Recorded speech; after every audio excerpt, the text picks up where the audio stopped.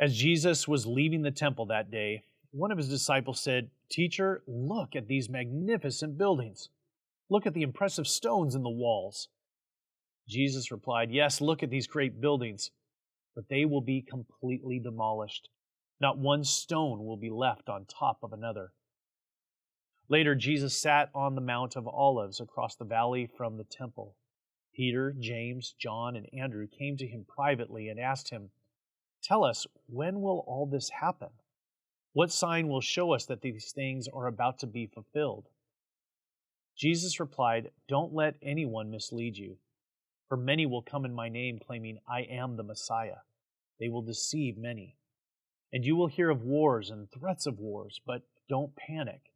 Yes, these things must take place, but the end won't follow immediately. Nation will go to war against nation, and kingdom against kingdom. There will be earthquakes in many parts of the world, as well as famines. But this is only the first of the birth pains, with more to come. When these things begin to happen, watch out. You will be handed over to the local councils and beaten in the synagogues. You will stand trial before governors and kings because you are my followers. But this will be your opportunity to tell them about me. For the good news must first be preached to all nations. But when you are arrested and stand trial, don't worry in advance about what to say. Just say what God tells you at that time. For it is not you who will be speaking, but the Holy Spirit. A brother will betray his brother to death. A father will betray his own child. And children will rebel against their parents and cause them to be killed. And everyone will hate you because you are my followers. But the one who endures to the end will be saved. The day is coming when you will see the sacrilegious object that causes desecration standing where he should not be. Then those in Judea must flee to the hills. A person out on the deck of a roof must not go down into the house to pack. A person out in the field must not return even to get a coat. How terrible it will be for pregnant women and nursing mothers in those days. And pray that your flight will not be in winter, for there will be greater anguish in those days than at any time since God created the world, and it will never be so great again. In fact, unless the Lord shortens this time of calamity, not a single person will survive. But for the sake of his chosen ones, he has shortened those days. Then if anyone tells you, "Look, here's the Messiah," or "There he is," don't believe it. For false messiahs and false prophets will rise up and perform signs and wonders so as to deceive, if possible, even God's chosen ones. Watch out. I have warned you about this ahead of time.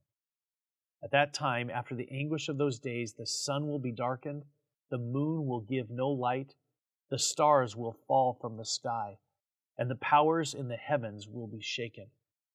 And everyone will see the Son of Man coming on the clouds with great power and glory. And he will send out his angels to gather his chosen ones from all over the world, from the farthest ends of the earth and heaven. Now learn a lesson from the fig tree.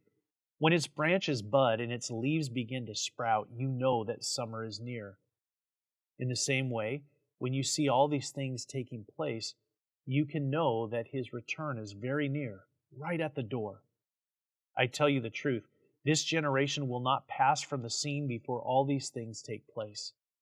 Heaven and earth will disappear, but my words will never disappear. However, no one knows the day or hour when these things will happen, not even the angels in heaven or the Son himself. Only the Father knows. And since you don't know when that time will come, be on guard. Stay alert. The coming of the Son of Man can be illustrated by the story of a man going on a long trip. When he left home, he gave each of his slaves instructions about the work they were to do. He told the gatekeeper to watch for his return. You too must keep watch, for you don't know when the master of the household will return, in the evening, at midnight, before dawn, or at daybreak. Don't let him find you sleeping when he arrives without warning. I say to you what I say to everyone, watch for him. When Jesus had finished saying all these things, he said to his disciples, "As you know, the Passover is 2 days away, and the Son of Man will be handed over to be crucified." Then the chief priests and the elders of the people assembled in the palace of the high priest, whose name was Caiaphas, and they plotted to arrest Jesus in some sly way and kill him. "But not during the feast," they said, "or there may be a riot among the people." It was now 2 days before Passover and the festival of unleavened bread.